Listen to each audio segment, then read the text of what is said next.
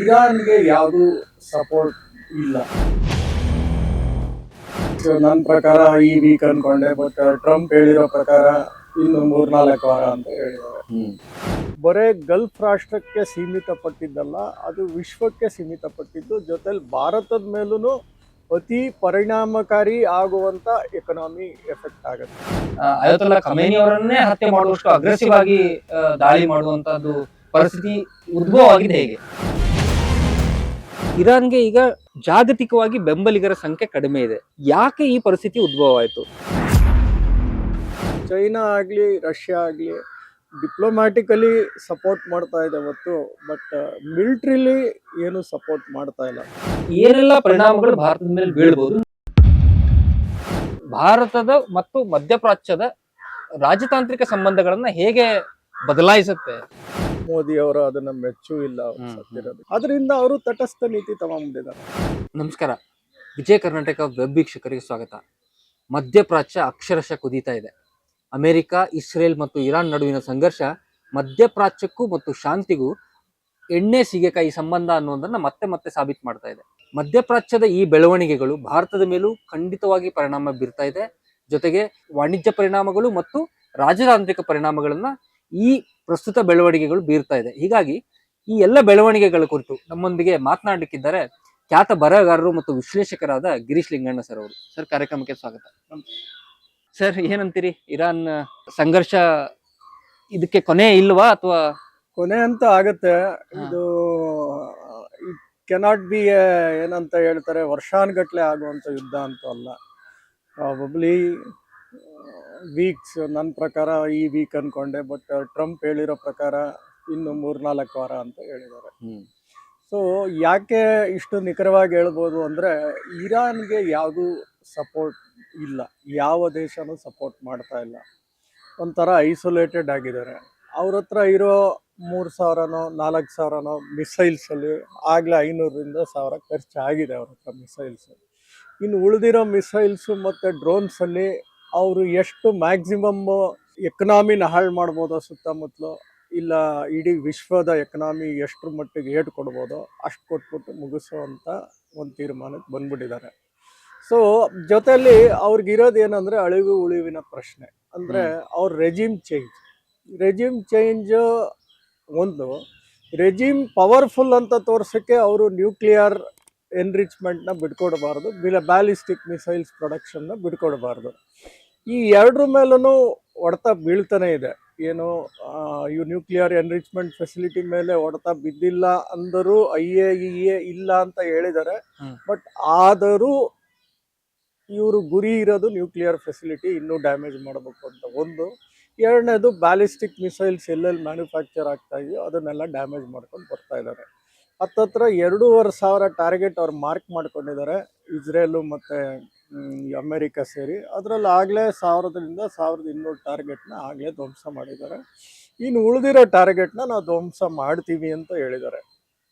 So ಆದ್ದರಿಂದ ವಾರ ತುಂಬ ದಿವಸ ಎಳೆಯಲ್ಲ, ಬಟ್ ಉಳಿದಿರೋ ದಿವಸದಲ್ಲಿ ಎಷ್ಟು ಎಕನಾಮಿನ ಅವ್ರು ಹಾಳು ಮಾಡ್ತಾರೆ ಅನ್ನೋದೇ ಭಾಳ ಇಂಪಾರ್ಟೆಂಟ್ ಆಗುತ್ತೆ. ಯಾಕಂದರೆ ಅದು ಬರೇ ಗಲ್ಫ್ ರಾಷ್ಟ್ರಕ್ಕೆ ಸೀಮಿತ ಪಟ್ಟಿದ್ದಲ್ಲ, ಅದು ವಿಶ್ವಕ್ಕೆ ಸೀಮಿತ ಪಟ್ಟಿದ್ದು. ಜೊತೆಲಿ ಭಾರತದ ಮೇಲೂ ಅತಿ ಪರಿಣಾಮಕಾರಿ ಆಗುವಂಥ ಎಕನಾಮಿ ಎಫೆಕ್ಟ್ ಆಗುತ್ತೆ. ಸೊ ಆದ್ರಿಂದ ಇದನ್ನ ನಾವು ನೋಡ್ಬೇಕು ಎಚ್ಚರಿಕೆಯಿಂದ. ಸರ್, ನಿಮ್ಗೆ ಅನಿಸ್ತಾ ಇಲ್ವಾ ಅವ್ರು ಈ ಬಾರಿ ಅಗ್ರೆಸಿವ್ ಆಗಿ ಅಟ್ಯಾಕ್ ಮಾಡಿದ್ರು ಅಂದ್ರೆ ವರ್ಷಗಳವರೆಗೆ ಈ ಸಂಘರ್ಷ ನಡೀತಾನೆ ಇತ್ತು, ಹಲವು ಬಾರಿ ಮಾತುಕತೆಗಳು ಮತ್ತೆ ಸಂಘರ್ಷ ಈ ತರದ್ದು ನಡೀತಾನೆ ಇದೆ. ಆದ್ರೆ ಈ ಬಾರಿ ಅವರು ಸರ್ವೋಚ್ಚ ನಾಯಕ ಅಯತುಲ್ಲಾ ಖಮೇನಿ ಅವರನ್ನೇ ಹತ್ಯೆ ಮಾಡುವಷ್ಟು ಅಗ್ರೆಸಿವ್ ಆಗಿ ದಾಳಿ ಮಾಡುವಂತದ್ದು ಪರಿಸ್ಥಿತಿ ಉದ್ಭವ ಆಗಿದೆ. ಹೇಗೆ ನೋಡಿ, ಈ ಟಾಕ್ಸ್ ನಡೀತಿತ್ತು, ಟಾಕ್ಸ್ ಏನು ಬಿದ್ದಿರಲಿಲ್ಲ. ಅಂದರೆ ಜೆನೀವಾ ಟಾಕ್ಸ್ ಆದಮೇಲೆ ಅಲ್ಲಿನ ಫಾರಿನ್ ಮಿನಿಸ್ಟ್ರು ಪಾಸಿಟಿವ್ ಡೈರೆಕ್ಷನ್ಸಲ್ಲೇ ಇದೆ ಟಾಕ್ಸ್ ಅಂತ ಇತ್ತು. ಈ ವಾರನೂ ಟಾಕ್ಸ್ ಇತ್ತು, ಅಂದರೆ ಲಾಸ್ಟ್ ವೀಕ್ ಶುರು ಆದರೆ ಈ ವೀಕಲ್ಲಿ ಟಾಕ್ಸ್ ಇತ್ತು. ಬಟ್ ಅಷ್ಟರಲ್ಲೇ ದಾಳಿ ಮಾಡೋಕ್ಕೆ ಶುರು ಮಾಡಿಬಿಟ್ರು. ಅಂದರೆ ಇದು ಎಲ್ಲೋ ಇಸ್ರೇಲಿಗೆ ಈ ಟಾಕ್ಸ್ ನಡಿಬಾರ್ದು ಅನ್ನೋದೊಂದು ತಲೆಯಲ್ಲಿತ್ತು. ಈ ಅಕಸ್ಮಾತ್ ಈ ಪೀಸ್ ಟಾಕ್ಸ್ ಅಂತ ಆಗಿ ಯಾವುದೋ ಒಂದು ನಿರ್ಣಯ ಹಂತಕ್ಕೆ ಬಂದರೆ ಇಲ್ಲಪ್ಪ ನಾವು ನ್ಯೂಕ್ಲಿಯರ್ ಎನ್ರಿಚ್ಮೆಂಟ್ ಮಾಡಲ್ಲ, 2-5%ಗೆ ಉಳಿಸ್ಕೊತೀವಿ ಅಂದರೂ ಯಾವತ್ತೋ ಒಂದು ದಿವಸ ಇದು ಯಾವತ್ತಿದ್ರು ಇವ್ರು ಏನಾದರೂ ಮಾಡೋ ನ್ಯೂಕ್ಲಿಯರ್ ವೆಪನ್ ಮಾಡೇ ಮಾಡ್ತಾರೆ, ಕಣ್ ತಪ್ಸಾರು ಮಾಡ್ತಾರೆ. ಸದ್ಯಕ್ಕೆ ಮಾಡದೇ ಇದ್ರು ಮುಂದಿನ ವರ್ಷ ಮಾಡ್ಬೋದು, ಇಲ್ಲ ಆದ್ರೂ ಮುಂದಿನ ವರ್ಷ ಮಾಡ್ಬೋದು. ಒಂದು ಸಲ ಇವರು ನ್ಯೂಕ್ಲಿಯರ್ ವೆಪನೈಸ್ಡ್ ದೇಶ ಆಗ್ಬಿಟ್ರೆ ನಮಗೆ ಒಂದು ಪಕ್ಕದಲ್ಲಿ ಇರುವ ಎನಿಮಿ ಕಟ್ಟಿಟ್ಟ ಬುತ್ತಿ, ಅದು ಎಸ್ಕೇಪ್ ಆಗೋ ಚಾನ್ಸೇ ಇಲ್ಲ. ಈಗ ನೋಡಿ, ಉತ್ತರ ಕೊರಿಯಾ ಯಾವಾಗ ನ್ಯೂಕ್ಲಿಯರ್ಲಿ ಸ್ಟ್ರಾಂಗ್ ಆಯ್ತು, ಅಮೆರಿಕ ಸಹಿತ ಹೆದರುತ್ತೆ ಉತ್ತರ ಕೊರಿಯಾ ಹತ್ರ ಮಾತಾಡಕ್ಕೆ, ಅಲ್ವಾ? ಸೊ ಅದೇ ತರ ಈ ಇರಾನ್ ಯಾವಾಗ ನ್ಯೂಕ್ಲಿಯರ್ ವೆಪನೈಸ್ಡ್ ಆಗ್ಬಿಡುತ್ತೋ ಇಸ್ರೇಲ್ಗೆ ಒಂದು ಕಟ್ಟಾಕ್ದಂಗೆ ಆಗ್ಬಿಡುತ್ತೆ. ಉಸಿರಾಡೋ ಪರಿಸ್ಥಿತಿಲಿ ಇರಲ್ಲ. ಒಂದ್ಸಲಿ ನ್ಯೂಕ್ಲಿಯರ್ಲಿ ಸ್ಟ್ರಾಂಗ್, ಈಗ ಇಸ್ಲಾಂ ಕಂಟ್ರಿಲಿ ನ್ಯೂಕ್ಲಿಯರ್ ಪವರ್ ಕಂಟ್ರಿ ಅಂದ್ರೆ ಒಂದಿರೋದು ಪಾಕಿಸ್ತಾನ. ಈಗ ಇರಾನು ಆದರೆ ನಾಳೆ ದಿವಸ ಗಲ್ಫ್ ಕಂಟ್ರಿಗಳು ಸುತ್ತಮುತ್ತಲು ಇವ್ರಿಗೆ ನಮಸ್ಕಾರ ಹೊಡಿಯೋಕೆ ಶುರು ಮಾಡಿದ್ರೆ ಎಲ್ಲಿ ಅಮೆರಿಕ ಅವ್ರದ್ದು ಹಿಡಿತ ಕಮ್ಮಿ ಆಗುತ್ತೋ, ಇಸ್ರೇಲಿನ ಹಿಡಿತ ಕಮ್ಮಿ ಆಗುತ್ತೋ ಈ ವೆಸ್ಟರ್ನ್ ಏಷ್ಯಾಲಿ ಅಲ್ಲ ಮಿಡ್ಲ್ ಈಸ್ಟ್ ಕಂಟ್ರೀಸ್ಗಳ ಮಧ್ಯ, ಸೊ ಇದೆಲ್ಲ ಅವ್ರ ತಲೆಯಲ್ಲಿ ಉಳ್ಕೊಂಡ್ಬಿಡ್ತವೆ. ಸೊ ಆದ್ರಿಂದ ಈ ಅಟ್ಯಾಕ್ನ ಅಗ್ರೆಸಿವ್ ಆಗಿ ಮಾಡಿ ಈ ರೆಜಿಮ್ನೇ ನಾವು ಅಲ್ಲಿರೋ ಲೀಡರ್ಸ್ಗಳನ್ನೆಲ್ಲ ಹೊಡೆದ್ಬಿಡ್ಬೇಕು. ಸೊ ಅಲ್ಲಿಂದ ಹೊಡೆದ್ರೆ ಜನ ದಂಗೆ ಹೇಳ್ತಾರೆ, ಯಾಕಂದ್ರೆ ಈಗಾಗಲೇ ಅಲ್ಲಿ ಬೆಲೆ ಏರಿಕೆ ಅದೆಲ್ಲ ನೋಡಿದ್ರೆ ದಂಗೆ ಎದ್ದಿದ್ದಾರೆ ಜನ. ಇದೇ ಒಂದು ಚಾನ್ಸ್ ದಂಗೆ ಎದ್ದಿ ಅವ್ರ ಲೀಡರ್ಶಿಪ್ನ ಚೇಂಜ್ ಮಾಡಿ ಯಾರು ಪ್ರೋ ವೆಸ್ಟರ್ನ್ ಕಂಟ್ರಿ ಇರೋ ಲೀಡರ್ನ ಕೂಡಿಸ್ಬೋದು ನಾವು ಇನ್ಫ್ಲೂಯೆನ್ಸ್ ಮಾಡಿ ಅನ್ನೋ ಒಂದು ಉದ್ದೇಶದಿಂದ ಈ ಅಗ್ರೆಸಿವ್ನೆಸ್ಗೆ ಹೋದ್ರು. ಸರ್, ಈಗ ಅಮೆರಿಕ ಇಸ್ರೇಲ್ ಇರಾನ್ ಮೇಲೆ ದಾಳಿ ಮಾಡಿದೆ ನಿಜ, ಜೊತೆಗೆ ಅದರ ನಾಯಕನನ್ನೇ ಹತ್ಯೆ ಮಾಡಿದೆ ಅದು ನಿಜ. ನೀವು ಹೇಳ್ದಂಗೆ ಇರಾನ್ಗೆ ಈಗ ಜಾಗತಿಕವಾಗಿ ಬೆಂಬಲಿಗರ ಸಂಖ್ಯೆ ಕಡಿಮೆ ಇದೆ, ಅಥವಾ ನಗಣ್ಯ ಅಂತಾನೆ ಹೇಳ್ಬೋದು. ಯಾಕೆ ಈ ಪರಿಸ್ಥಿತಿ ಉದ್ಭವ ಆಯ್ತು? ಇರಾನ್ಗೆ ಬೆಂಬಲ ಇರುವಂತ ರಾಷ್ಟ್ರಗಳು ಕೂಡ ಆ ಮಟ್ಟದ ಪ್ರತಿರೋಧವನ್ನ ತೋರಿಲ್ಲ ಖಮೇನಿ ಹತ್ಯೆಗೆ. ನೋಡಿ, ಈಗ ಏನಾಗಿದೆ ಅಂದ್ರೆ ರಷ್ಯಾ ಆಫ್ಕೋರ್ಸ್ ಡಿಪ್ಲೊಮ್ಯಾಟಿಕಲಿ ಸ್ಟೇಟ್ಮೆಂಟ್ ಕೊಟ್ಟಿದೆ, ಚೈನಾನು ಸ್ಟೇಟ್ಮೆಂಟ್ ಕೊಟ್ಟಿದೆ, UN ಕೌನ್ಸಿಲಲ್ಲೂ ಇವ್ರ ಪರವಾಗಿ ಮಾತಾಡಿದ್ದಾರೆ. ಬಟ್ ಮಿಲಿಟ್ರಿಲಿ ಈಗ ಅವರ ಜೊತೆಯಾಗಿ ನಿಲ್ಲೋ ಸ್ಥಿತಿಲಿ ಎರಡು ದೇಶಗಳು ಇಲ್ಲ. ಯಾಕಂದ್ರೆ ರಷ್ಯಾಗೆ ಅವ್ರದ್ದೇ ಆದ ಇಶ್ಯೂ ಅಲ್ಲಿ ಯುಕ್ರೇನ್ ಜೊತೆ ನಡೀತಾ ಇದೆ. ಒಂದು ಚೈನಾಗೆ ಏನಪ್ಪಾ ಅಂದ್ರೆ ಈ ಒಂದು ಸ್ಥಿತಿಲಿ ಡೈರೆಕ್ಟ್ ಆಗಿ ನೇರ ಅಮೆರಿಕನ ಎದುರಾಕೊಂಡು ಈ ಒಂದು ಮಿಲಿಟ್ರಿ ಸಪೋರ್ಟ್ ತಗೊಂಡು ಅವ್ರ ಎಕನಾಮಿ ಈ ಅವ್ರದ್ದು ಎಕನಾಮಿ ಅಳ್ಳಾಡ್ತಿದೆ, ಜೊತೆಲಿ ತೈವಾನ್ ಜೊತೆ ಇಶ್ಯೂ ಇದೆ, ಜಪಾನ್ ಜೊತೆ ಇಶ್ಯೂ ಇದೆ. ಈ ಟೈಮಲ್ಲಿ ಅಮೆರಿಕನ ಅವ್ರನ್ನೆಲ್ಲ ಒಗ್ಗೂಡಿಸಿ ಮತ್ತೆ ಅವ್ರ ಮೇಲೆ ಒಂದು ದಾಳಿ ಮಾಡ್ಕೊಂಡು ಕೂತ್ಕೊಳ್ಳೋ ಅಂತ ಸಂಯಮನೂ ಚೈನಾಗೆ ಇಲ್ಲ ಈಗ. ಸೊ ಚೈನಾ ಆಗಲಿ ರಷ್ಯಾ ಆಗಲಿ ಡಿಪ್ಲೊಮ್ಯಾಟಿಕಲಿ ಸಪೋರ್ಟ್ ಮಾಡ್ತಾ ಇದೆ ಹೊತ್ತು, ಬಟ್ ಮಿಲಿಟ್ರಿಲಿ ಏನು ಸಪೋರ್ಟ್ ಮಾಡ್ತಾ ಇಲ್ಲ. ಪ್ರಾಬಬ್ಲಿ ಜೂನ್ ಆದಮೇಲೆ ಕೆಲವು ಅಮ್ಯುನೇಷನ್ಸ್ಗಳು ಅವ್ರಿಗೆ ಬೇಕಾಗಿರೋ ಏರ್ ಡಿಫೆನ್ಸ್ ಸಿಸ್ಟಮ್ಸು ಅವೆಲ್ಲ ಸಪ್ಲೈ ಮಾಡಿದ್ರು, ಇಲ್ಲ ಅಂತಲ್ಲ. ಬಟ್ ಆ ಸಪ್ಲೈ ಮಾಡಾದ್ಮೇಲೆ ಈ ಒಂದು ಸಂದರ್ಭದಲ್ಲಿ ಅವರು they don't want to get involve militarily, ಅಂದರೆ ಡಿಪ್ಲೊಮ್ಯಾಟಿಕಲಿ ಸಪೋರ್ಟ್ ಮಾಡ್ತಾ ಇದ್ದಾರೆ ಅಷ್ಟೇ. ದುರ್ಬಲ ಇರಾನ್ ಈ ರಾಷ್ಟ್ರಗಳಿಗೆ ಅನುಕೂಲಕರವಾದಂತ ವಾತಾವರಣವನ್ನ ಕಲ್ಪಿಸಬಹುದು. ಚೈನಾಗೂ ಕೂಡ ಇರಾನ್ ದುರ್ಬಲವಾದಷ್ಟು ಅದಕ್ಕೆ ಲಾಭ ಜಾಸ್ತಿ ಅನ್ನುವಂತ ಮಾತು. ಇಲ್ಲ, ಚೈನಾಗೆ ಇರಾನ್ ದುರ್ಬಲವಾದ್ರೆ ಚೈನಾಗೆ ಎಕನಾಮಿ ಮೇಲೆ ಬಹಳನೇ ಹೊಡೆತ ಬೀಳುತ್ತೆ. ಯಾಕಂದ್ರೆ ಇರಾನ್ ಅಲ್ಲಿ ಉತ್ಪಾದನೆ ಆಗ್ತಿದ್ದಂತ 3.3 ಮಿಲಿಯನ್ ಬ್ಯಾರಲ್ಸ್ ಪರ್ ಡೇ, ಅದು ಏನಾಗ್ತಿತ್ತು, 90% ಆಫ್ ದಿ ಆಯಿಲ್ ಬಹಳ ಚೀಪ್ ಆಗಿ ಚೈನಾಗೆ ರೀಚ್ ಆಗ್ತಿತ್ತು. ಅಂದ್ರೆ ಅವರ ಪೈಪ್ಸ್ ಮೂಲಕ, ಹಡಗುಗಳ ಮೂಲಕ ಸಪ್ಲೈ ಆಗ್ತಿತ್ತು, ಶಾಡೋ ಫ್ಲೀಟ್ಸ್ ಅಂತಾರೆ. So China was largely dependent on oil economy on Iran. So ಚೈನಾಗೆ ಒಂದು ಹೊಡೆತ ಅಂತಾನೆ ಹೇಳ್ಬೋದು. ಮತ್ತೆ ರಷ್ಯಾಗೂ ಇರಾನ್ ಬಹಳನೇ ಸಪೋರ್ಟ್ ಮಾಡಿತ್ತು. ಶಾಹಿಡ್ ಡ್ರೋನ್ಸ್ ಮೂಲಕ ಯುಕ್ರೇನ್ ಬಹಳನೇ ನಾಶ ಉಂಟು ಮಾಡ್ತು. ಪ್ಲಸ್ ಶಾಹಿಡ್ ಡ್ರೋನ್ಸ್ನ ಟೆಕ್ನಾಲಜಿ ಪಾಸ್ ಆನ್ ಮಾಡ್ತು, ಶಾಹಿಡ್ ಡ್ರೋನ್ಸ್ನ ಮ್ಯಾನುಫ್ಯಾಕ್ಚರಿಂಗ್ ಲೈನ್ ಸೆಟಪ್ ಮಾಡ್ತು ರಷ್ಯಾದಲ್ಲಿ. ಸೊ ಅವ್ರಿಗೆ ಎಷ್ಟು ಬೆಂಬಲ ಆಗುತ್ತೋ ಅಷ್ಟು ಬೆಂಬಲ ಇರಾನ್ ಕೊಟ್ಕೊಂಡೇ ಬಂದಿತ್ತು. ಸೊ ರಷ್ಯಾಗೂ ಚೈನಾಗೂ ಬಹಳನೇ ಸಪೋರ್ಟ್ ಮಾಡಿದೆ ಇರಾನ್, ಇಲ್ಲ ಅಂತ ಹೇಳಕ್ಕಾಗಲ್ಲ. ಸರ್, ಈಗ ಭಾರತಕ್ಕೆ ಬರೋದಾದ್ರೆ ಮಧ್ಯಪ್ರಾಚ್ಯದಲ್ಲಿ ನಡೀತಿರುವಂತ ಈ ಬೆಳವಣಿಗೆಗಳೇನಿದೆ ಅದು ಖಂಡಿತವಾಗಿ ಭಾರತದ ಮೇಲೆ ಪರಿಣಾಮ ಬೀರುತ್ತೆ. ಯಾವ ರೀತಿಯಾದಂತಹ ಪರಿಣಾಮ ಬೀರಬಹುದು ಅನ್ನೋದು ಮುಂದಿನ ದಿನಗಳಲ್ಲಿ ನಮಗೆ ಇನ್ನ ಸ್ಪಷ್ಟವಾಗಿ ಗೊತ್ತಾಗ್ತಾ ಹೋಗುತ್ತೆ. ಆದ್ರೆ ಈಗ ಸದ್ಯಕ್ಕೆ ಏನೆಲ್ಲ ಪರಿಣಾಮಗಳು ಭಾರತದ ಮೇಲೆ ಬೀಳ್ಬಹುದು ಮತ್ತು ಭಾರತ ಇದಕ್ಕೆ ಯಾವ ರೀತಿಯಾದಂತಹ ಪ್ರತಿಕ್ರಿಯೆ ತೋರ್ಬಹುದು? ನೋಡಿ, ಈಗ ಒಂದು ಆಯಿಲ್ ಎಕನಾಮಿ, ಬಿಕಾಸ್ 50% ಅಷ್ಟು ಆಯಿಲ್ ನಮ್ಮ ಮಿಡ್ಲ್ ಈಸ್ಟ್ ಕಂಟ್ರಿಯಿಂದನೇ ಬರೋದು. ಅದರಲ್ಲಿ 70-75% ಆಯಿಲ್ ಬರ್ತಾ ಇರೋದು ಒಂದು ಸ್ಟ್ರೈಟ್ ಆಫ್ ಹಾರ್ಮೋಸ್ ಅನ್ನೋ ಜಲಸಂಧಿಲಿ. ಆ ಜಲಸಂಧಿ ಬಾರ್ಡರ್ ಯಾವ್ದಿದೆ, ಇರಾನ್ ಇದೆ. ಈಗಾಗಲೇ ಅಲ್ಲಿ ಶಿಪ್ಸ್ಗಳನ್ನ ನಾಶ ಮಾಡಿ ಸ್ಟ್ರೈಟ್ ಆಫ್ ಹಾರ್ಮೋಸ್ನ ಅವ್ರು ಆಗ್ಲೇ ಮುಚ್ಚಿದ್ದಾರೆ. ಜೊತೆಲಿ ಇನ್ನು ಮೈನ್ಸ್ಗಳೆಲ್ಲ ಆಗ್ತಾ ಇದ್ದಾರೆ, ಅಂದ್ರೆ ಸಿ ಮೈನ್ಸ್, ಶಿಪ್ ಅದ್ರ ಮೇಲೆ ಹೋಗಿದ ತಕ್ಷಣ ಬ್ಲಾಸ್ಟ್ ಆಗುತ್ತೆ. ಆ ತರ ಮೈನ್ಸ್ಗಳನ್ನ ಅಳವಡಿಸಿದ್ದಾರೆ.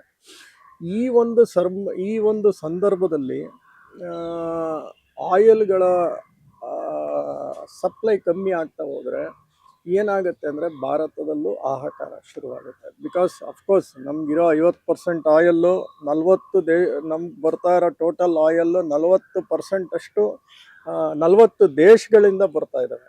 ಸೊ ಈಗ ನಾವೇನ್ ಮಾಡ್ಬೇಕು ಅಂದ್ರೆ ಈ ವೆಸ್ಟರ್ನ್ ಏಷ್ಯಾ ಅಂದ್ರೆ ಈ ಮಿಡ್ಲ್ ಈಸ್ಟ್ ಇಂದ Russia, Venezuela, south African countries ಈ ಕಡೆ ನಾವು ಜಾಸ್ತಿ ಅವಲಂಬಿತವಾಗಬೇಕಾಗುತ್ತೆ ಒಂದು. ಆಮೇಲೆ ನೆಕ್ಸ್ಟ್ ನಮ್ಮ ರಿಫೈನರೀಸ್ಗಳು ಈ ಥಿಕ್ ಆಯಿಲ್ನ ರಿಫೈನ್ ಮಾಡೋಕ್ಕೆ ರೆಡಿ ಆಗಬೇಕಾಗುತ್ತೆ, ಎರಡನೇದು. ಮೂರನೇದು, ಅಲ್ಲಿ ಸುಮಾರು 90 ಲಕ್ಷದಿಂದ 1 ಕೋಟಿ ಜನ ಇದ್ದಾರೆ. ಆ 1 ಕೋಟಿ ಜನದ NRI ರೆವಿನ್ಯೂ ಏನು ಬರ್ತಾ ಇದೆ ಇಂಡಿಯಾಗೆ, ಅದರಲ್ಲಿ 38% ರೆವಿನ್ಯೂ ಬರ್ತಾ ಇರೋದು ಮಿಡ್ಲ್ ಈಸ್ಟಿಂದ. ಸೊ ಅಲ್ಲಿನ ಅವರ ಕೆಲ್ಸಗಳಿಗೆ ಅವ್ರಿಗೆ ಏನಾರ ತೊಂದರೆ ಆದರೆ, ಅವ್ರ ಜೀವನಕ್ಕೆ ತೊಂದರೆ ಆದರೆ, ಆ ಫಾರಿನ್ ಕರೆನ್ಸಿ ಏನು ನಮಗೆ ಬರ್ತಿತ್ತು ಅದ್ರ ಮೇಲೆ ಒಂದು ಹೊಡೆತ ಬೀಳುತ್ತೆ. ಪ್ಲಸ್ ಅಲ್ಲಿಂದ ಜನಗಳು ಇಲ್ಲಿ ಬರೋಕ್ಕೆ ಶುರುವಾದರೆ ಇಲ್ಲಿ ಈಗಾಗಲೇ ಅನ್ಎಂಪ್ಲಾಯ್ಮೆಂಟ್ ತುಂಬಾ ಇದೆ. ಇನ್ನು ಅಲ್ಲಿರೋ ಜನಗಳು ಇಲ್ಲಿ ಬಂದು ಕೂತ್ಕೊಂಡು 1 ಕೋಟಿ ಜನ ಆದರೆ ಇನ್ನೂ ಹೆಚ್ಚಿಗೆ ಹಾನಿಕರ ನಮ್ಮ ಭಾರತಕ್ಕೆ. ಸೊ ಆಮೇಲೆ ಈ ಸ್ಟ್ರೈಟ್ ಆಫ್ ಹಾರ್ಮೋಸಲ್ಲಿ ಬರೀ ಆಯಿಲ್ ಬರ್ತಿರ್ಲಿಲ್ಲ, ಆ ಜಲಸಂಧಿಲಿ 50% ಆಫ್ ಇಂಪೋರ್ಟ್ಸ್ ಬರ್ತಾ ಇತ್ತು ನಮಗೆ. 50% ಆಫ್ ಟೋಟಲ್ ಇಂಪೋರ್ಟ್ಸ್ ಇಂಡಿಯಾಗೆ ಬರ್ತಿದೆ ಆ ಜಲಸಂಧಿ ಮಾರ್ಗ. ಈಗ ಇಂಪೋರ್ಟ್ಸ್ ಎಲ್ಲ ಕಮ್ಮಿ ಆಯಿತು ಅಂದರೆ ಎಲ್ಲ ಬೆಲೆಗಳು ಆಟೋಮೆಟಿಕ್ ಜಾಸ್ತಿ ಆಗ್ತಾ ಹೋಗುತ್ತೆ ಇಲ್ಲಿ. ಆಮೇಲೆ 90% ಆಫ್ LNG LPG ಗ್ಯಾಸ್ ಇಲ್ಲಿಂದನೇ ಬರ್ತಿದೆ. LNG LPG ನಮ್ಗೆ ಗೊತ್ತಿರ್ಬೋದು, ಅಡುಗೆದಾಗಿರ್ಬೋದು, ಇಂಡಸ್ಟ್ರಿಯಲ್ ಗ್ಯಾಸ್ ಆಗಿರ್ಬೋದು, ಫರ್ಟಿಲೈಸರ್ ಮ್ಯಾನುಫ್ಯಾಕ್ಚರಿಂಗ್ ಮಾಡೋಕ್ಕಾಗಿರ್ಬೋದು. ಇವೆಲ್ಲ ಏನಾಗ್ತಾ ಇದೆ ಅಂದರೆ ಎಲ್ಲದಕ್ಕೂ ಹೊಡೆತ ಬೀಳುತ್ತೆ. ಎಲ್ಲದಕ್ಕೂ ಹೊಡೆತ ಬೀಳಿದ್ರೆ ಈ ಕೊನೆ ರೈತನಿಗೂ ಹೊಡೆತ ಬೀಳುತ್ತೆ, ಈ ಕಡೆ ಮನೆ ಅಡುಗೆ ಮಾಡೋಕ್ಕೂ ಹೊಡೆತ ಬೀಳುತ್ತೆ. Because Qatar was the main supplier of LNG and LPG gas. So ಇವೆಲ್ಲ ತುಂಬಾನೇ ಹೊಡೆತ ಬೀಳಕ್ಕೆ ಶುರು ಆಗ್ಬಿಡುತ್ತೆ. ಇದೊಂದು ಆಗುತ್ತೆ. ಆಮೇಲೆ ನೆಕ್ಸ್ಟ್ ಈಗ ಹೌತೀಸ್ ಅವರು ರೆಡ್ ಸೀನ್ ಅಟ್ಯಾಕ್ ಮಾಡ್ತಾರೆ. ಆ ರೆಡ್ ಸಿ ಮೂಲಕ ನಾವು ಯುರೋಪಿಗೆ ಭಾಳ ಫಾಸ್ಟಾಗಿ ರೀಚ್ ಆಗ್ತಿದ್ವಿ. ಈಗ ಏನಾಗುತ್ತೆ, 1 ವಾರ 10 ದಿವಸದಲ್ಲಿ ಹೋಗೋದು ಇನ್ನೂ 20 ದಿವಸ ಆ್ಯಡ್ ಆಗುತ್ತೆ. ಸೊ ಅವಾಗ ಏನಾಗುತ್ತೆ, ಟ್ರಾನ್ಸ್ಪೋರ್ಟೇಷನ್ ಕಾಸ್ಟ್, ಇನ್ಶೂರೆನ್ಸ್ ಕಾಸ್ಟ್ ಎಲ್ಲಾನು ಇನ್ಕ್ರೀಸ್ ಆದರೆ ಈವನ್ ನಮ್ಮ export will not be very ಏನಂತ ಹೇಳ್ತಾರೆ ಅಂದರೆ ಕಾಂಪಿಟೇಟಿವ್ ರೇಟ್ಸಲ್ಲಿ ಕೊಡೋಕ್ಕಾಗಲ್ಲ. ಆವಾಗ we will lose our export orders, lot of orders. So ಈ ಥರ ಎಲ್ಲ ಅನೇಕ ತೊಂದರೆಗಳಿಗೆ ಸಿಕ್ಕಾಗುತ್ತೆ. ಸರ್, ಇದೆಲ್ಲ ವಾಣಿಜ್ಯ ಹಿತಾಸಕ್ತಿಗಳು ಕುರಿತಾದ ಆಯ್ತು ಭಾರತದ. ಈಗ ರಾಜತಾಂತ್ರಿಕ ಹಿತಾಸಕ್ತಿಗಳಿಗೆ ವಿಷಯಕ್ಕೆ ಬಂದ್ರೆ, ಮಧ್ಯಪ್ರಾಚ್ಯದ ಬಹುತೇಕ ರಾಷ್ಟ್ರಗಳೊಂದಿಗೆ, ಅದರಲ್ಲೂ ಗಲ್ಫ್ ರಾಷ್ಟ್ರಗಳೊಂದಿಗೆ ಭಾರತದ ಈ ರಾಜತಾಂತ್ರಿಕ ಸಂಬಂಧ ಅತ್ಯಂತ ಗಟ್ಟಿಯಾಗಿದೆ ಮತ್ತು ಐತಿಹಾಸಿಕ ಸಂಬಂಧವನ್ನ ನಾವು ಹೊಂದಿದ್ವಿ. ಜೊತೆಗೆ ಇರಾನ್ ಜೊತೆಗೂ ನಾವು ಉತ್ತಮ ಸಂಬಂಧವನ್ನೇ ಹೊಂದಿದ್ವಿ. ಹೀಗಾಗಿ ಪ್ರಸ್ತುತ ವಿದ್ಯಮಾನಗಳು ಮತ್ತು ಈ ಸಂಘರ್ಷ ಭಾರತದ ಮತ್ತು ಮಧ್ಯಪ್ರಾಚ್ಯದ ರಾಜತಾಂತ್ರಿಕ ಸಂಬಂಧಗಳನ್ನ ಹೇಗೆ ಬದಲಾಯಿಸುತ್ತೆ? ನೋಡಿ, ಭಾರತ ಯಾವಾಗ್ಲೂ ಯಾವುದೇ ವಿಧವಾದ ಸ್ಟೇಟ್ಮೆಂಟ್ ಕೊಡ್ತಾ ಇಲ್ಲ. ಅಂದ್ರೆ ಕಮ್ಯುನಿ ಸತ್ಯದಕ್ಕೆ ನಾವು ಕಂಡೋಲೆನ್ಸು ಕೊಟ್ಟಿಲ್ಲ, ಇಲ್ಲ ಒಂಥರ ಖುಷಿನೂ ಪಟ್ಟಿಲ್ಲ. ಸೊ ವಿ ಆರ್ ತಟಸ್ಥ ನೀತಿ ನಿಂತ್ಕೊಂಡ್ಬಿಟ್ಟಿದೀವಿ. ಅಂದ್ರೆ ಈ ಯುದ್ಧನ ಕೊನೆಗೊಳಿಸಿ ಡಿಪ್ಲೊಮ್ಯಾಟಿಕ್ ಮಾತುಕತೆ ಮೂಲಕ ಕೊನೆಗೊಳಿಸಿ ಅಂತ ಅಷ್ಟೇ ನಾವು ಮಾತಾಡ್ತಾ ಇದೀವಿ ಹೊತ್ತು ನಾವು ಯಾರ ಪರವಾಗೂ ಮಾತಾಡ್ತಿಲ್ಲ, ಯಾರ ವಿರುದ್ಧವಾಗೂ ಮಾತಾಡ್ತಿಲ್ಲ. ಯಾಕಂದ್ರೆ ನಮ್ಗೆ ಇಸ್ರೇಲು ಇಂಪಾರ್ಟೆಂಟ್ ಇತ್ತು, ನಮಗೆ ಇರಾನು ಇಂಪಾರ್ಟೆಂಟ್ ಇತ್ತು. ಸೊ ಇರಾನ್ ಜೊತೆನೂ ನಾವು ಒಳ್ಳೆ ಉತ್ತಮ ಸಂಬಂಧ ಇಟ್ಕೊಂಡಿದ್ವಿ. ಹತ್ತತ್ರ $1.3 ಮಿಲಿಯನ್ ಅಷ್ಟು ನಾವು ಎಕ್ಸ್ಪೋರ್ಟ್ ಮಾಡ್ತಾ ಇದ್ವಿ. ಆಮೇಲೆ ನಮಗೂ ಏನಾಗ್ತಿತ್ತು ಅಂದರೆ ಚಾಬರ್ ಪೋರ್ಟ್ ಎಸ್ಟಾಬ್ಲಿಷ್ ಮಾಡೋಕ್ಕೆ ಒಂದು ದಾರಿ ಮಾಡಿಕೊಟ್ಟಿದ್ರು. ಚಾಬರ್ ಪೋರ್ಟಲ್ಲಿ ನಾವು ಇನ್ವೆಸ್ಟ್ ಮಾಡಿದ್ವಿ. ಚಾಬರ್ ಪೋರ್ಟ್ ಮೂಲಕ ಏನಪ್ಪ ಅಂದರೆ ಆಫ್ಘಾನಿಸ್ತಾನಿಗೆ ನಮ್ಗೆ ಡೈರೆಕ್ಟ್ ಎಂಟ್ರಿ ಸಿಗ್ತಿತ್ತು, ಮತ್ತು ಸೆಂಟ್ರಲ್ ಏಷ್ಯಾ ದೇಶಗಳಿಗೆ ನಮ್ಗೆ ಡೈರೆಕ್ಟ್ ಎಂಟ್ರಿ ಸಿಗ್ತಿತ್ತು. ಈ ಒಂದು ಚಾಬರ್ ಪೋರ್ಟ್ ಇಲ್ಲ ಅಂದರೆ ನಮ್ಗೆ ಉಳಿದಿರೋ ಒಂದೇ ದಾರಿ ಅಂದರೆ ವಯಾ ಪಾಕಿಸ್ತಾನ ಜೊತೆ ನಿಮ್ಗೆ ಗೊತ್ತು, ನಾವು ಯಾವತ್ತಿದ್ರು ಹೊಂದಾಣಿಕೆ ಮಾಡ್ಕೊಂಡು ಹೋಗೋಕ್ಕಾಗಲ್ಲ. ಸೊ ಸುತ್ತಿ ಬಳಸಿ ಹೋಗ್ಬೇಕು, cost will be very high. Next IMEC road ಅಂತಾನು ಒಂದು ಮಾಡ್ತಾ ಇದ್ವಿ, ಐಮೆಕ್ ಕಾರಿಡಾರ್ ಅಂತ. ಅಂದರೆ it was a direct easy access to Europe and Central Asian countries. So ಅದೇನಾಗ್ತಿತ್ತು ಅಂದರೆ ಅದು ಕನೆಕ್ಟಿವಿಟಿ ಮಾಡ್ತಾ ಇದ್ವಿ, ವೈರ್, ರೋಡು, ಶಿಪ್ಪಿಂಗು, ರೈಲು ಎಲ್ಲ ಅನೇಕ ಕನೆಕ್ಷನ್ಸ್ ಹೋಗಿ ಬೇಗ ಫಾಸ್ಟ್ ರೀಚ್ ಆಗುತ್ತೆ ಗೂಡ್ಸ್. ಸೊ ಅದಕ್ಕೆಲ್ಲ ಒಂದು ಹೊಡೆತ ಬಿತ್ತು ಅಂತ ಹೇಳ್ಬೋದು ಐಮೆಕ್ಗೆ. ಸೊ ಐಮೆಕ್ ಆಗಲಿ, ಈ ಚಾಬರ್ ಪೋರ್ಟ್ ಆಗಲಿ, ಇದೆಲ್ಲ ನಮಗೆ ಭಾಳ ಮೇಜರ್ ಎಕನಾಮಿನ ಭಾಳ ಹೆಲ್ಪ್ ಮಾಡಿರೋಂಥ ಎಕನಾಮಿ ಆಗ್ತಿತ್ತು ನಮಗೆ. ಸೊ ಕೊಮೆನಿ ಅದ್ರ ಬಗ್ಗೆ ಒಂಥರ ಏನು ಹೇಳ್ಬೇಕು ಅಂದರೆ ಭಾರತದ ಜೊತೆ ಉತ್ತಮ ಬಾಂಧವ್ಯನ ಹೊಂದಿದ್ರು. ಅಫ್ಕೋರ್ಸ್ ಆ ಕಾಶ್ಮೀರ್ 370 ಅಬಾರ್ಗೇಷನ್ ಆದಾಗ ಮುಸ್ಲಿಂ ಪಡ ಮಾತಾಡಿದ್ರು. ಪ್ಲಸ್ ಈ ಗಾಜಾ ಅಲ್ಲಿ ಯಾವ ಥರ ಮುಸ್ಲಿಂಗಳನ್ನ ಟ್ರೀಟ್ ಮಾಡ್ತಾ ಇದಾರೋ ಆ ಥರ ಭಾರತದಲ್ಲೂ ಮಾಡ್ತಾ ಇದ್ದಾರೆ ಅನ್ನೋ ಒಂದು ಸ್ಟೇಟ್ಮೆಂಟ್, ಕೆಲವೊಂದು ವಿವಾದಾತ್ಮಕ ಹೇಳಿಕೆ ಕೊಟ್ಟಿದ್ರು. ಅದು ಬಿಟ್ಟರೆ of course by and large he was supportive to India. Probably ಅವಾಗ ಮುಸ್ಲಿಂ ದೇಶಗಳ ಒಂದು ಏನಂತಾರೆ ಮೆಚ್ಚಕ್ಕೆ ಆ ಥರ ಸ್ಟೇಟ್ಮೆಂಟ್ ಕೊಟ್ಟರು ಏನೋ ನನಗೆ ಹೇಳಕ್ಕಾಗಲ್ಲ. ಅದ್ರ ಜೊತೆಗೆ ಭಾರತ ಕೂಡ ಖಡಕ್ ಆದಂತ ಪ್ರತಿಕ್ರಿಯೆ ನೀಡಿತ್ತ ಆಗ ಅವರ ರಾಯಭಾರಿ ಕರೆಸಿ ಅವ್ರಿಗೆ ಇದನ್ನ ವಾರ್ನಿಂಗ್ ಮಾಡಿ ಎಲ್ಲ ಮಾಡಿತ್ತು. ಬಟ್ ಆದರೂ ಬಾಂಧವ್ಯ ಚೆನ್ನಾಗೇ ಇತ್ತು ಅಂತ ಏನು ಕೆಟ್ಟಿರ್ಲಿಲ್ಲ. ಇಸ್ರೇಲ್ ಜೊತೆನೂ ನಮ್ಮ ಬಾಂಧವ್ಯ ಬಹಳ ಅತ್ಯುತ್ತಮವಾಗಿದೆ. ಅವರು ನಮ್ಗೆ ಬಹಳನೇ ಸಪೋರ್ಟ್ ಮಾಡಿದ್ದಾರೆ. ಈವನ್ ಕಾರ್ಗಿಲ್ ವಾರ್ ಗೆಲ್ಲಬೇಕು ಅಂದ್ರೆ ಇಸ್ರೇಲ್ ಒಂದು ಕಾರಣ ಅಂತಾನೆ ಹೇಳ್ಬೋದು. ಜೊತೆಲಿ ಸಿಕ್ಕಾಪಟ್ಟೆ ಡಿಫೆನ್ಸ್ ಟೆಕ್ನಾಲಜಿ ನಮಗೆ ಕೊಟ್ಟಿದ್ದಾರೆ. ಸೊ ಈ ಥರ ಎಲ್ಲ ನೋಡಿದ್ರೆ ನಮ್ಗೆ ಇಸ್ರೇಲು ಚೆನ್ನಾಗಿತ್ತು, ಇರಾನು ಚೆನ್ನಾಗಿತ್ತು. ಪ್ರಾಬಬ್ಲಿ ಭಾರತ ಕಮ್ಯುನಿ ಸತ್ತಾಗ ಹೇಳಿಕೆ ಕೊಡದೇನೆ ಕೆಲವು ಮಾಧ್ಯಮಗಳು ಯಾಕೆ ಮೋದಿಯವರು ಹೇಳಿಕೆ ಕೊಟ್ಟಿಲ್ಲ ಅನ್ಸುತ್ತೆ. ಸೊ ಅದರಲ್ಲಿ ಏನಂದ್ರೆ ನಾವು ಬ್ರಾಡರ್ ಹಿತಾಸಕ್ತಿ ನೋಡ್ಬೇಕಾಗತ್ತೆ. ಮೋದಿಯವರು ಕಂಡಮು ಮಾಡಿಲ್ಲ, ಒಳ್ಳೇದನ್ನು ಕಂಡಮು ಮಾಡಿಲ್ಲ, ಇಲ್ಲ ಮೋದಿಯವರು ಅದನ್ನ ಮೆಚ್ಚೂ ಇಲ್ಲ ಅವ್ರು ಸತ್ತಿರೋದಕ್ಕೆ. ಸೊ ಅವರು ತಟಸ್ಥ ನೀತಿ ನಿಂತ್ಕೊಂಡ್ಬಿಟ್ಟಿದ್ದಾರೆ. ಯಾಕಂದ್ರೆ ಅಲ್ಲಿರೋ ಭಾರತೀಯರ ಬಗ್ಗೆನೂ ಅವ್ರ ಕಾಳಜಿ ಇದೆ. ಯಾಕಂದ್ರೆ ನೋಡಿ, ಸುಮಾರು 90 ಲಕ್ಷ ಭಾರತೀಯರಿದ್ದಾರೆ. ಮ್ಯಾಕ್ಸಿಮಮ್ UAE ಇದ್ದಾರೆ, ನೆಕ್ಸ್ಟ್ ಬಿಟ್ರೆ ಸೌದಿಲಿದ್ದಾರೆ, ನೆಕ್ಸ್ಟ್ ಕತಾರಲ್ಲಿದ್ದಾರೆ. ಸೊ ಈ ಥರ ಲೆಕ್ಕ ಹಾಕೊಂಡು ಹೋದ್ರೆ ಬೇರೆ ಬೇರೆ ರಾಷ್ಟ್ರಗಳು ಯಾರು ಇವತ್ತು ಇರಾನ್ ವಿರುದ್ಧ ಇದ್ದಾರೋ ಅವ್ರನ್ನೆಲ್ಲ ಎದುರಾಕೊಂಡಂಗೆ ಆಗ್ಬಿಡುತ್ತೆ ಏನು ಒಂದು ಸ್ಟೇಟ್ಮೆಂಟ್ ಕೊಟ್ಟರು. ಸೊ ಅದಕ್ಕೆ ಅಲ್ಲಿರೋ ಭಾರತೀಯರಿಗೆ ತೊಂದರೆ ಆಗುತ್ತೆ. ಅದರಿಂದ ಅವರು ತಟಸ್ಥ ನೀತಿ ತಗೊಂಡ್ಬಿಟ್ಟಿದ್ದಾರೆ. ಇತ್ಲಾಗೆ ಪರವಾನು ಮಾತಾಡ್ತಿಲ್ಲ, ಅಗೇನ್ಸ್ಟ್ ಮಾತಾಡ್ತಿಲ್ಲ.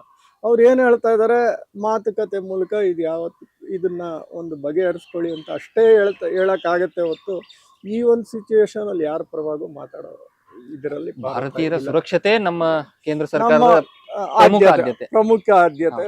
ಭಾರತೀಯ ಸುರಕ್ಷತೆ ಮತ್ತೆ ಅಫ್ಕೋರ್ಸ್ ನಾವು ಯಾರ ಜೊತೆನೂ ಬಾಂಧವ್ಯ ಕಟ್ಸ್ಕೊಂಡಿರ್ಲಿಲ್ಲ ಅಷ್ಟೇ. ಸರ್, ಈಗ ಇದೇ ವಿಷಯಕ್ಕೆ ಬರೋದಾದ್ರೆ ನೀವು ಹೇಳ್ದಂಗೆ ಮಧ್ಯಪ್ರಾಚ್ಯದಲ್ಲಿ ಸುಮಾರು 90 ಲಕ್ಷ ಜನ, ಹತ್ತತ್ರ 1 ಕೋಟಿ ಜನ ಭಾರತೀಯರಿದ್ದಾರೆ. ಅದರಲ್ಲಿ ಕನ್ನಡಿಗರು ಸೇರಿ ಇದ್ದಾರೆ.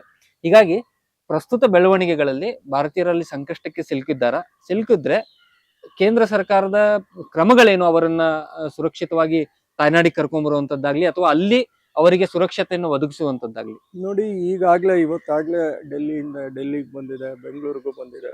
ಅಂದ್ರೆ ಅಲ್ಲಿ ವಿಂಡೋ ನೋಡ್ಕೊಂಡು ಕರ್ಕೊಂಡ್ ಬರ್ತಾ ಇದ್ದಾರೆ ದುಬೈಯಿಂದ. ಪ್ರಾಬಬ್ಲಿ ಬೇರೆ ದೇಶಗಳಿಂದನೂ ಈ ಒಂದು ತಿಂಗಳು 3-4 ವಾರ ಆದ್ಮೇಲೆ ಪ್ರಾಬಬ್ಲಿ ಒಂದು ಡಿಸಿಷನಿಗೆ ಬಂದ್ಬಿಡುತ್ತೆ. ಸೊ ಅದರಿಂದ ಅಲ್ಲಿರೋ ಭಾರತೀಯರು ಕೆಲಸ ಮಾಡ್ತಿರೋರಿಗೆಲ್ಲ ಎಫೆಕ್ಟ್ ಆಗುತ್ತೆ ಅಂತ ನನಗೇನು ಅನಿಸ್ತಾ ಇಲ್ಲ. ಪ್ರಾಬಬ್ಲಿ ಇದು ಯುಕ್ರೇನ್ ರಷ್ಯಾ ತರ ಎಳ್ಕೊಂಡು ಹೋಗುವಂತ ಯುದ್ಧ ಅಲ್ಲ.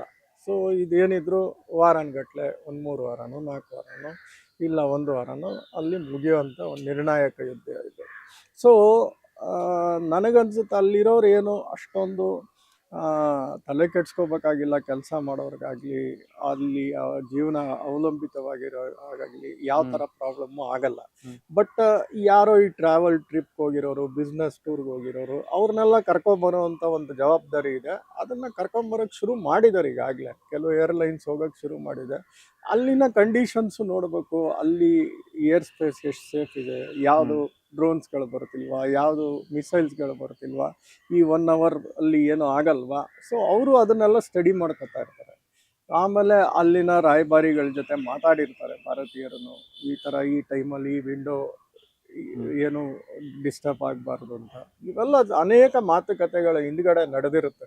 ಸುಮ್ಮನೆ ಹೋಗಿದ ತಕ್ಷಣ ಒಂದು ಪ್ಲೇನ್ ಕಳಿಸಿ ಕರ್ಕೊಂಬರಕ್ಕೆ ಆಗಲ್ಲ. ಸೊ ಅಲ್ಲಿನ ಕಂಡೀಷನ್ಸು, ಯುದ್ಧ, ಅಲ್ಲಿನ ಅಲ್ಲಿ ಏನು ನಡೀತಾ ಇದೆ, ಯಾವ ಥರ ಅಟ್ಯಾಕ್ಸ್ ಆಗ್ತಾ ಇದೆ, ಯಾವ ಥರ ಮಿಸೈಲ್ಸ್ ಬರ್ತಾ ಇದೆ, ಡ್ರೋನ್ಸ್ ಬರ್ತಾ ಇದೆ, ಈ ವಿಂಡೋ ಪೀರಿಯಡಲ್ಲಿ ಖಾಲಿ ಇದೆಯಾ, ಸೊ ಅದನ್ನೆಲ್ಲ ಅವರು ಭಾಳ ಅನೇಕ ಕಂಡೀಷನ್ಸ್ಗಳನ್ನೆಲ್ಲ ಫೇವರಬಲ್ ಆಗಿ ಇದ್ದಾಗ ಮಾತ್ರ ಆ ವಿಂಡೋ ಸೇಫ್ ಅಂತ ಅವರು ಕರ್ಕೊಂಬರೋಕ್ಕಾಗುತ್ತೆ. ಅದನ್ನಾಗಲೇ ಶುರು ಮಾಡಿದ್ದಾರೆ, ಮಾಡ್ತಾ ಇದ್ದಾರೆ. ಬಟ್ ಅಲ್ಲಿ ನಿತ್ಯ ಜೀವನ ಮಾಡೋರ್ಗಂತೂ ಖಂಡಿತ ತೊಂದರೆ ಅಂತೂ ಆಗಲ್ಲ ನನಗೆ. ಸರ್, ಒಂದು ವಿಷಯ ಏನು ಅಂದ್ರೆ, ಇರಾನ್ ಈಗ ಪ್ರತಿಕಾರದ ಜ್ವಾಲೆಯಲ್ಲಿ ಬೆಹೀತಾ ಇದೆ. ಅದು ಅಗ್ರೆಸಿವ್ ಆಗಿ ಮಧ್ಯಪ್ರಾಚ್ಯದ ರಾಷ್ಟ್ರಗಳ ಮೇಲೆ, ಉದಾಹರಣೆಗೆ UAE ಆಗಿರ್ಬೋದು, ಕತಾರ್ ಆಗಿರ್ಬೋದು, ಬಹರೇನ್ ಆಗಿರ್ಬೋದು, ಮತ್ತೆ ಸೌದಿ ಅರೇಬಿಯಾ, ಈ ರಾಷ್ಟ್ರಗಳ ಮೇಲೂ ದಾಳಿ ಮಾಡ್ತಾ ಇದೆ. ಅಲ್ಲಿರುವ ಅಮೆರಿಕನ್ ಸೇನಾ ನೆಲೆಗಳ ಮೇಲೆ ಗುರಿಯಾಗಿಸಿ ದಾಳಿ ನಡೀತಾ ಇರೋದಾದ್ರೂ ಕೆಲವು ನಾಗರಿಕ ಪ್ರದೇಶಗಳ ಮೇಲೂ ಇರಾನ್ ದಾಳಿ ಮಾಡಿದೆ. ಇದರಿಂದಾಗಿ ಅಲ್ಲಿರುವ ಭಾರತೀಯರು ಒಂದು ರೀತಿಯಾದಂತ ಆತಂಕದ ವಾತಾವರಣದಲ್ಲಿ ದಿನ ದೂಡ್ತಿದ್ದಾರೆ. ಏನಾಗಬಹುದು ಸರ್ ಮುಂದೆ? ಈಗ ಏನಾಗಿದೆ ಅಂದ್ರೆ, ನಾನು ಹೇಳ್ದಂಗೆ ಅಳಿವು ಉಳಿವಿನ ಪ್ರಶ್ನೆ ಆಗ್ಬಿಟ್ಟಿದೆ ಇರಾನ್ಗೆ. ಮತ್ತೆ ಮಿಸೈಲ್ಸ್ಗಳು ಕಮ್ಮಿ ಆಗ್ತಾ ಬರ್ತಾ ಇದಾವೆ. ಈಗ ಮಿಸೈಲ್ಸ್ಗಳು ಕಮ್ಮಿ ಆಗ್ತಾ ಬರ್ತಾ ಇದಾವೆ. ಇನ್ನು ಕೆಲವು ವಾರಗಳಷ್ಟೇ ಅವ್ರ ಹತ್ರ ಉಳಿದಿರೋ ಮಿಸೈಲ್ಸ್. ಅಂದ್ರೆ ಈಗ ಲಾಸ್ಟ್ ಓವರ್ ಅಲ್ಲಿ ಸೋಲ್ತೀವಿ ಅಂತ ಗೊತ್ತಿದ್ರೆ ಏನ್ ಮಾಡ್ತಾರೆ, ಎಲ್ಲೋ ಎಷ್ಟಾಗುತ್ತೋ ಅಷ್ಟು ಹೊಡೆದು ಆ ಸೋಲೋ ರನ್ಸ್ನಾರ ಕಮ್ಮಿ ಮಾಡ್ಕೊಳ್ಳೋಣ, ಅಂತರ ಕಮ್ಮಿ ಮಾಡ್ಕೊಳ್ಳೋಣ ಅನ್ನೋ ಮಟ್ಟಕ್ಕೆ ಕೊಟ್ಟಾಗ್ತಾನೆ ಬ್ಯಾಟ್ಸ್ಮನ್.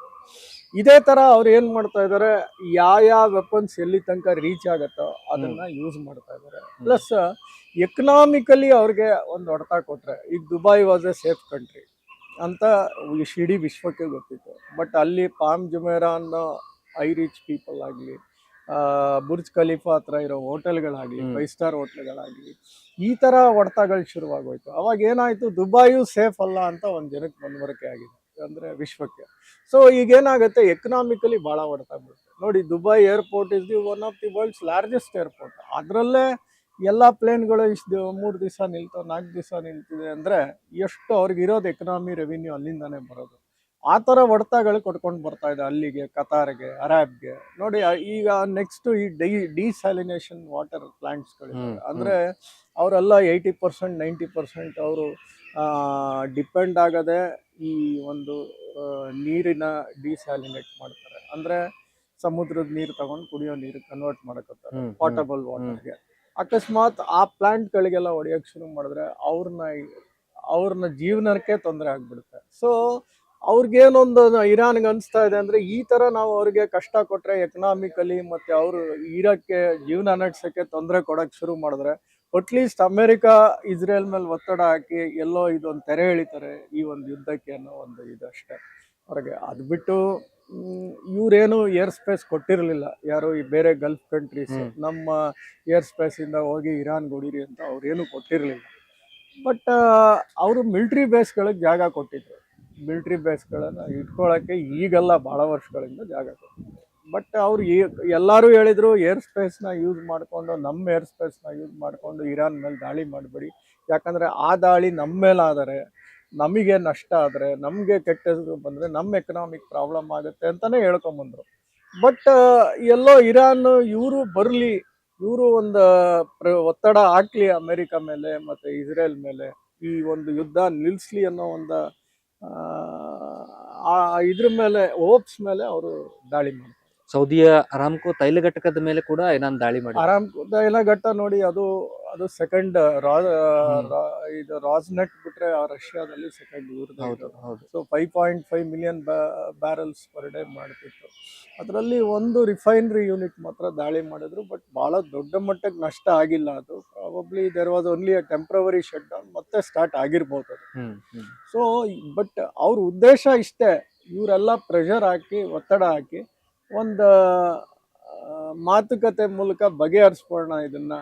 ಇವರು ಕೊನೆ ತನಕ ಬಂದು ರೆಜಿಮ್ ಚೇಂಜ್ ಮಾಡೋಕ್ಕೆ ಹೊಡೆದು ಓಡಿಸಿ ಬೇರೆ ಅವ್ರಿಗೆ ಬೇಕಾದವ್ರನ್ನ ಕರ್ಕೊಂಬಂದು ಕೂಡಿಸೋ ಅಂಥ ಪರಿಸ್ಥಿತಿಗೆ ಬರಬಾರ್ದು ಅನ್ನೋಕ್ಕೋಸ್ಕರ ಈ ಒಂದು ಒತ್ತಡದ ಟ್ಯಾಕ್ಟಿಕ್ಸ್ ಮಾಡ್ತಾ ಇದ್ದಾರೆ. ಸೊ ಸರ್, ಕೊನೆಯದಾಗಿ ಮಧ್ಯಪ್ರಾಚ್ಯದ ಶಾಂತಿಯ ಕನಸೇನಿದೆ ಅದೇನಾಗುತ್ತೆ ಒಂದು, ಎರಡನೇದಾಗಿ ಇರಾನ್ನಲ್ಲಿ ಆಡಳಿತ ಬದಲಾವಣೆ ಆದರೆ ಯಾವ ರೀತಿಯಾದಂಥ ಆಡಳಿತ ಇರಾನ್ನಲ್ಲಿ ಬರಬಹುದು, ಎರಡು, ಮತ್ತೆ ಮಧ್ಯಪ್ರಾಚ್ಯದಲ್ಲಿ ಶಾಶ್ವತ ಶಾಂತಿ ಸ್ಥಾಪನೆಗೆ ಭಾರತ ನಿರ್ವಹಿಸಬಹುದಾದಂಥ ಪಾತ್ರವೇನು? ಭಾರತದ ಪಾತ್ರ ಇಲ್ಲಿ ಶಾಂತಿ ನೆಲೆಸಕ್ಕೆ ಬರೀ ಮಾತುಕತೆ ಮೂಲಕ ಬಗೆಹರಿಸ್ಕೊಳ್ಳಿ ಅನ್ಬೋದೇ ಹೊತ್ತು ಅಲ್ಲಿ ಇಂಥ ರೆಜಿಮ್ನ ಕೂಡಿಸಿ ಅಂತ ಹೇಳಕ್ಕಂತ ಆಗಲ್ಲ. ಹ್ಮ್. ಆಮೇಲೆ ಏನೇ ಆಗಲಿ ರೆಜಿಮ್ ಚೇಂಜ್ ಅನ್ನೋದು ಅಲ್ಲಿನ ಜನಗಳೇ ಡಿಸೈಡ್ ಮಾಡಿ ಆಯ್ಕೆ ಮಾಡಬೇಕು ಹೊತ್ತು ಈ ಅಮೆರಿಕ ಇಸ್ರೇಲ್ ಡಿಸೈಡ್ ಮಾಡಿ ಆಯ್ಕೆ ಮಾಡಿದ್ರೆ ಆಫ್ಘಾನಿಸ್ತಾನ್ ಏನಾಯಿತು, ಲಿಬಿಯಾ ಏನಾಯಿತು, ಇರಾಕ್ ಏನಾಯಿತು, ಆ ಪರಿಸ್ಥಿತಿಗೆ ತಂದ್ಬಿಡ್ತಾರೆ. ಯಾಕಂದರೆ ಇರಾನ್ ಚಿಕ್ಕ ದೇಶ ಅಲ್ಲ, ಅರ್ಧ ಭಾರತದಷ್ಟಿರುವಷ್ಟು ದೊಡ್ಡ ದೇಶ ಅದು. ಅಲ್ಲೋಗಿ ಇವರು ಬೇಕಾಗಿರೋವಂಥ ರೆಜಿಮ್ ಚೇಂಜ್ ಮಾಡಕ್ಕೆ ಹೋದ್ರೆ ಅದನ್ನು ಒಂದು ಇರಾಕು, ಆಫ್ಘಾನಿಸ್ತಾನ, ಲಿಬಿಯಾ ಆಗಿ ಕನ್ವರ್ಟ್ ಆಗುತ್ತೆ. ಸೊ ಆ ದೇಶನೂ ಸರ್ವನಾಶ ಮಾಡೋದಂಗೆ.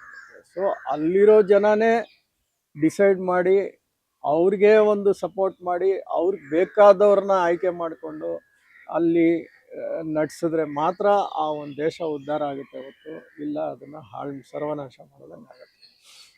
ಏರೋಪ್ಲೇನು ಮಿಸೈಲ್ ಮೂಲಕ ಅಲ್ಲಿನ ರೆಜಿಮ್ ಚೇಂಜ್ ಮಾಡ್ತೀನಿ ಅನ್ನೋದು ಸುಳ್ಳೇ ಆಗುತ್ತೆ ಅಮೆರಿಕಾಗೆ. ಯಾಕಂದರೆ ಅವರು ಒಳಗಡೆ ಆರ್ಮಿನ ನುಗ್ಗಿಸ್ಬೇಕು, ಅಲ್ಲಿರೋರನ್ನ ಖಾಲಿ ಮಾಡಿಸ್ಬೇಕು, ಅದೆಲ್ಲ ಇದೆ. ಸೊ ಅದಕ್ಕೆ ಅಮೇರಿಕ ಮಾಡ್ತಾರ ಗೊತ್ತಿಲ್ಲ. ಬಟ್ ಇವತ್ತಿನ ಟ್ರಂಪ್ ಹೇಳಿಕೆ ಮೂಲಕ ಅದಕ್ಕೂ ನಾವು ರೆಡಿ ಇದ್ದೀವಿ, ನಮ್ಮ ಸೈನಿಕರನ್ನ ಒಳಗೆ ನುಗ್ಸೋಕ್ಕೂ ರೆಡಿ ಇದ್ದೀವಿ ಅಂತ ಹೇಳ್ತಾ ಇದ್ದಾರೆ.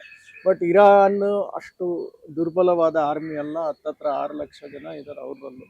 ಸೊ ಇವರು ಆರ್ಮಿನ ಒಳಗಡೆ ನುಗ್ಸಕ್ಕೆ ಹೋದರೆ ಎಷ್ಟು ಹೆಣಗಳು ಅಮೇರಿಕನ್ಗಳದ್ದು ಬೀಳ್ತಾವೋ, ಎಷ್ಟು ಅಮೇರಿಕನ್ ಹೆಣಗಳು ಬಿದ್ದರೆ ಅದು ಅಷ್ಟೇ ರೇಟಿಂಗ್ ಟ್ರಂಪ್ಗೆ ಕಮ್ಮಿ ಆಗ್ತಾ ಹೋಗುತ್ತೆ. ಈಗಾಗಲೇ ಟ್ರಂಪ್ ರೇಟಿಂಗ್ 36% ಇಲ್ಲ, ಇನ್ನೂ ಇಳಿದೋಗುತ್ತೆ. ಯಾವಾಗ ಬಾಡಿ ಬ್ಯಾಗ್ಸ್ ಬರೋಕ್ಕೆ ಶುರುವಾಗಿದ್ರೆ ಅದು ಇಳಿದೋಗ್ಬಿಡುತ್ತೆ. ಸೊ ಆ ಒಂದು ಬರೇ ಮಾತಿನ ಹೇಳಿಕೆನೋ ಇಲ್ಲ ಖಂಡಿತ ಮಾಡ್ತಾರೋ ಗೊತ್ತಿಲ್ಲ.